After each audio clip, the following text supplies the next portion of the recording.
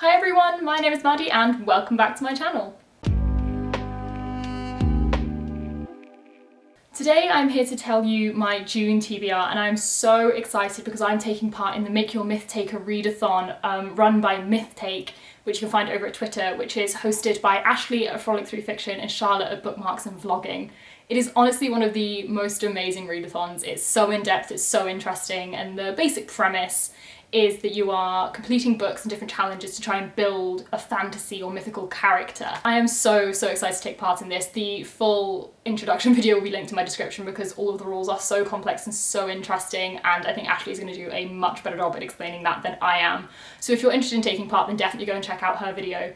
I have spent such a long time planning this TBR. I have been through about 10 or 12 different iterations of how I'm going to put all these books together and how I'm going to create my character, and I went a little bit too in depth and I came up with sort of a full story for my character, and I have put far too much effort into dressing up and looking like my character. This is not the amount of jewellery I would normally wear, but I saw people doing some amazing videos and photos and I just had to take part in it all. But I am so excited to take part in this readathon. It's going to be amazing. There's 24-hour readathons every weekend, which I am so excited to take part in because my university work will be done in just over a week, meaning I will actually have time to read for 24 hours in one go. So I will leave Ashley's video linked down below in case you have any interest in going and checking that out and possibly taking part, because she will certainly explain this a hell of a lot better than I would in about a 10-second clip. So the character path I have chosen is initially for an oracle. I'm going to read 4 books that will fulfill the 4 prompts and therefore I can be an oracle. I thought this would be a really safe way to start because I'm almost certain I can read these 4 books in the month,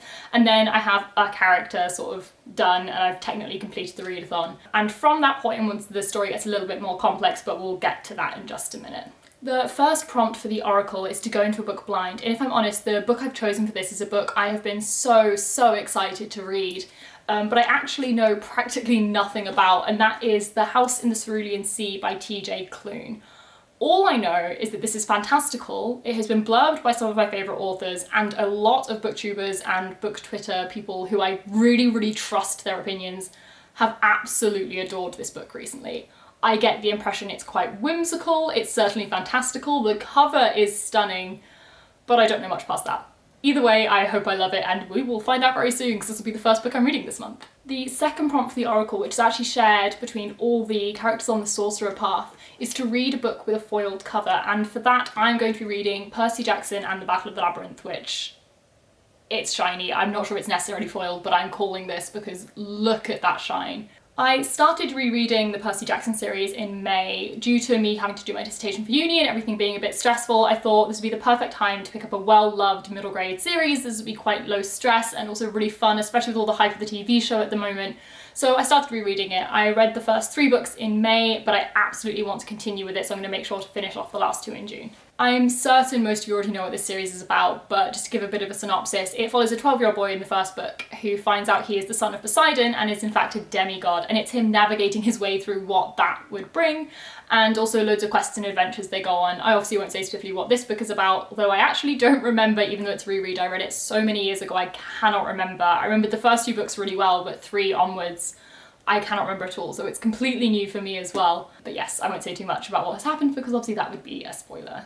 The third prompt on the oracle path is actually the perfect prompt for me, which is to read a book about books. And this is one of my favourite things to read, either a book that talks really lovingly about books or even features excerpts from other fictional stories.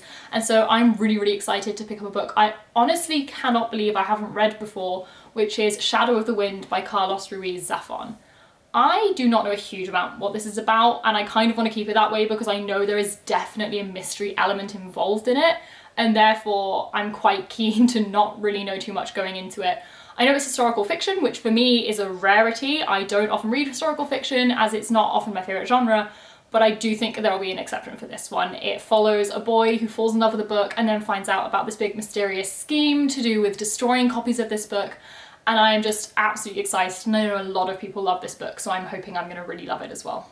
The fourth and final prompt on the oracle path is to read a 5-star prediction, and I'm so excited to read the book that I've got picked out for this. It's a book I've heard so many amazing things about and I've been waiting to get my hands on, and that is Beach Read by Emily Henry. I am so excited to read this book. I really, really love romance books. I don't read them that often, but when I do, I always fly through them and really enjoy them. And I'm probably going to see if I can read this for one of the 24-hour readathons so I can read it in one day. And I am so excited to get to this. As far as I know, though again, I don't want to look too far into it, this is about two authors who end up being neighbours in their beach houses, and they're both sort of suffering from writer's block. And so they set themselves the challenge of writing in each other's genres and sort of make it a competition. And so there is rivals to lovers, there is a book about books and writing, and it's a romance, and honestly, this is going to be the best, most relaxing and fun read, and I cannot wait to get to it. So once I've read those 4 books, I will have officially completed the Oracle path and be an Oracle, and therefore I can see to the future. And by being able to do this, I decide that being an Oracle is not enough for me. I can definitely aspire to be better, and I know that I will get there. And so I've decided that I will then attempt to become a goddess. And for this, I'm going to do 2 prompts off the goddess path, as I think doing all 4 with the rest of the story that we'll get to in a minute would be a little bit too much, so I'm just going to do 2 of them. So the first of the 2 prompts that I'm going to be doing for the goddess path is to read your highest rated book on your TBR. So I have spent far too long over the last few days scanning in every single unread book on my TBR into Goodreads and putting them all on one shelf so that I can do this. And I have a very strong suspicion about which book it's going to be, just from watching over the years other people who've done sort of the highest rated book. So I have actually written down what I think it's going to be, and we will open it once it's revealed and see if I am right. So I'm opening up Goodreads, I've got my phone here, and I'm going to go to my books, go to my owned TBR shelf, which actually has 300 books on it, and you can see sort of I've been adding an absolute ton of books. And I'm going to switch what it's sorting them by until average rating and see what I get. Oh, okay, so the highest one is actually not what I thought it would be. I'm really surprised by that. I'll tell you what it was in a second, but I will go and get the book that this is because I don't have it here because it is absolutely not what I thought it was going to be. So I was completely wrong on what I thought it was going to be, but just to show myself up, I will open this and show you what I thought would be the highest rated book, because why not? And that was Mistborn by Brandon Sanderson. I was really convinced it was going to be this. This was actually the 7th highest rated. I just assumed because everyone that seems to do this always seems to get Brandon Sanderson books, and I kind of thought that would follow for this series. But actually I am so happy at what was chosen because it is so amazingly appropriate for this month, and that is LGBTQ Poems and Stories from Appalachia. I am so intrigued to read this. I've had it on my shelves already about a year now and I still haven't picked it up, and it's just different excerpts of writing from LGBT people in Appalachia, which if I'm honest is an area I do not think I've heard their opinions from. And I would be absolutely fascinated to, especially with June being Pride Month and I'm LGBT myself. It's just absolutely perfect for this time, and I am so intrigued to get to this. Plus it'll be really nice to mix it up a little bit and have one non-fiction book mixed in with all of the fiction. One problem, however, with it not being Mistborn is that I was really keen to catch up on Cosmiralong, and now I need to put a 600+ page book onto my TBR in addition to all of these instead of as one of the prompts. So that's going on extremely tentatively, and wish me luck. So the second prompt I'm doing for the goddess part of my journey is to randomise your TBR.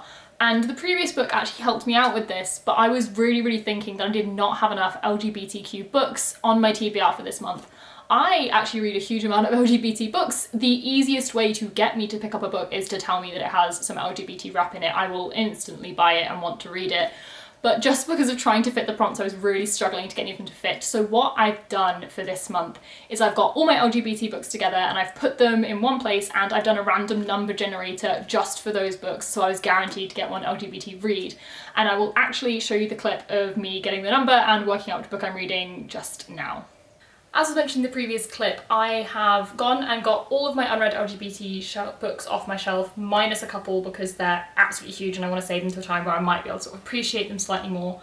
And I've got 40 books here, so I have gone online and I've got a random number generator which got 1 to 40 in it. And I'm going to generate, we're going to count across and see which book we end up on. 32, I don't know if you can see that. We're going to count and see which book that is.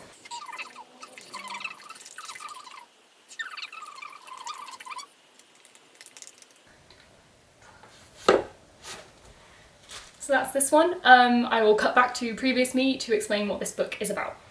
So as you just saw, the book that was chosen for me for the randomizer TBR prompt is Darius the Great is Not Okay by Adib Khorram. I am so excited to be reading this book. I've been wanting to read it literally since it came out and I just haven't quite gotten to it yet, so I'm really glad that the random number generator put it on my TBR. And this follows Darius, who is a Persian boy, but doesn't feel particularly connected to his roots at all and is much more into things like Star Trek and Lord of the Rings. But then when he actually ends up going to Iran, his life just turns upside down, and I'm pretty sure this is a male-male romance and I'm so excited to read it.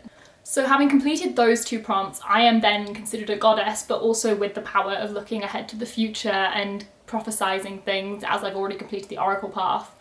But then I think as a goddess I'm deciding that yes, being worshipped is great, but on top of that actually I want to rule. And so I'm planning to infiltrate the royal court and claim what is rightfully mine. To infiltrate the royal court, however, there's going to need to be an element of surprise and secrecy, and so for that I'm going to be reading a secret book. So this is my secret book. I'm not going to tell you what it is. It's about this fat. I will tell you nothing about it. If you watch my vlogs, however, once I have finished it, I will include footage that was taken whilst reading it and I can tell you what it's about. But for now, I will be reading this. You will find out in a few weeks what it is. So now that I've infiltrated the royal court, I am absolutely set on becoming a monarch. And to do that, I'll be reading two prompts from the monarch prompt list. The first of which is to read a book with either red, purple or gold on the cover, as that is the royal colours. And this isn't necessarily the best one, but we're going with it, and this is Life After Life by Kate Atkinson, and it does definitely have red in the cover, even if not that much. Again, I do not know a huge amount about this. I think it's to do with reincarnation and sort of living lives over again, which is generally a trope I really enjoy when it's done well. And it is quite long, but I get the impression it's quite a quick read from what people have told me, so I'm really hoping to fly through this, as obviously this is going to be getting quite close to the end of the month, and I'm just really hoping I can complete it in time. And then the final prompt I have to complete to round out my TBR and make myself an oracle turned goddess turned ruler, aka monarch, is to reread a favourite. And for this, I'm going to complete my reread of Percy Jackson by reading Percy Jackson and the Last Olympian. As mentioned previously, I've been rereading Percy Jackson, and so I'm hopefully planning to finish the series in June, and so that will be a lovely, quick and fun read to finish out the month. So those are all the books I'm going to be reading in June, and honestly I am slightly terrified of this stack. It's quite chunky, there are quite a lot of really quite big books on this stack, and I've actually been in a horrible reading slump As I was saying, I've been in a horrible reading slump at the moment, especially in May, and I think it's just due to uni work and not really having the time to sit down and read as much. But I am really hoping as of about the second week of June, when my uni work is all finished, like for good, forever, that I can really settle into reading and get on with it and read a huge amount. For the first few months of this year, I was reading about 12 books a month. I've got 10 here, so it should be doable, but we'll see. As I mentioned very briefly earlier when I completely failed to guess the correct book for highest rated, I am planning to try and catch up with Cosmere along when I can. I do not know if this will be this month. I am very tentatively going to put The Final Empire, the first book in the Mistborn series, on this TBR, but I make absolutely no promises, as this is already quite ambitious given the fact that the first 10 days I need to be writing a dissertation. But wish me luck, hopefully I will get through it all. So that is it for my June TBR. It's a little bit ambitious, but I'm hoping I'll be able to do it. If you enjoyed this video, please stick around by subscribing down below and like this video if you could. Also, please let me know down in the comments if you're taking part, and if you are, what character you're going for, what books you're going to read. I'd just be absolutely fascinated to know. And on that note, please check my description to find Ashley and Charlotte and go follow them. They've put so much effort into this readathon and it is honestly just amazing, and so many people are taking part. So if you would like to join in, please do. If not, there will be a huge amount of content coming at you in the next month from all sorts of different amazing people about the Make Your Myth Take a Readathon. That is it for today though, so goodbye, and I will see you in my next video. Hopefully sooner than a 2-year gap this time.